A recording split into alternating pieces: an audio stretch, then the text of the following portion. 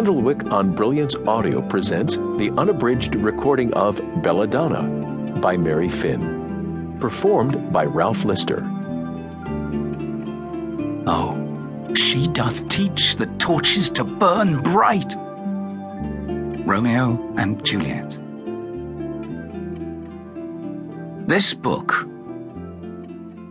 I am Thomas Rose, originally of Hawkstow in the county of Lincoln. I am 16 years of age now, but I write of what happened last year. The summer of 1757 was when all the strangeness began. At the time, I saw only an end, not a beginning, only bad circumstance, and not a sniff of adventure. But it was that end and that circumstance that returned me from the town of Brig to my own village in the month of August.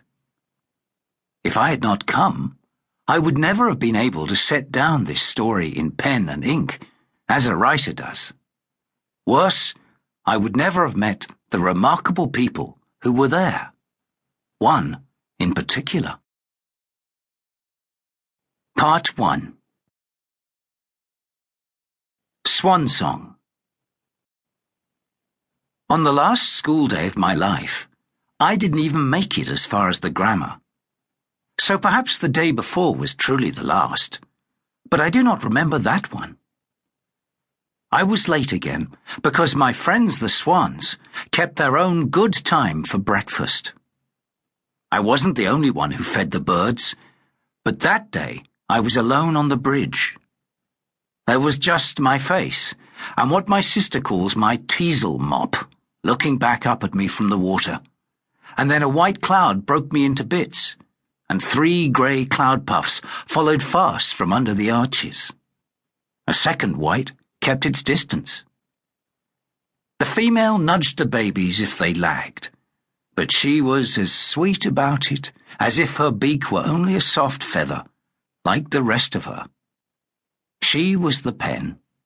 The father was the cob, the master swan. Why does the mother swan deserve such a cruel name?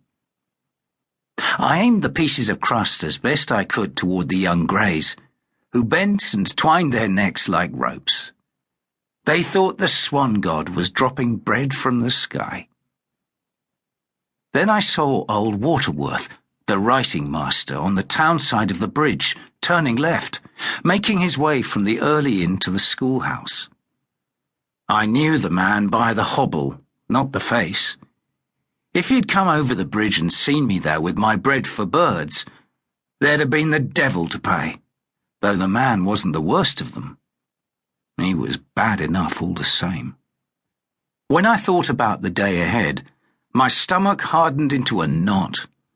I felt for the sharp nib that stuck out like a canker from the Latin primer in my bag of books. I loved the length of a charcoal or a crayon in my hand, but I hated ink as if it were poison. Old Nick dips his pen in Thomas Rose's ink well. Once a day a master would say that, or something like, and then the boys from the town joined the fun.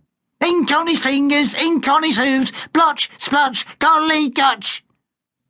They kept their own song for the yard. Tom Fool may go to school, but ne'er will he be taught there.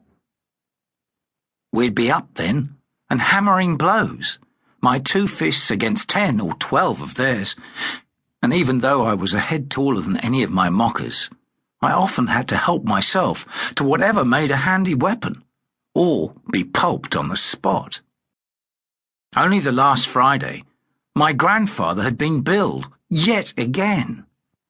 A snipe of a boy from the lower form ran into the shop bearing a summons from the grammar, and my poor old Glover-man forefather had to down his needles and leathers and threads and go to learn why he was persecuted so.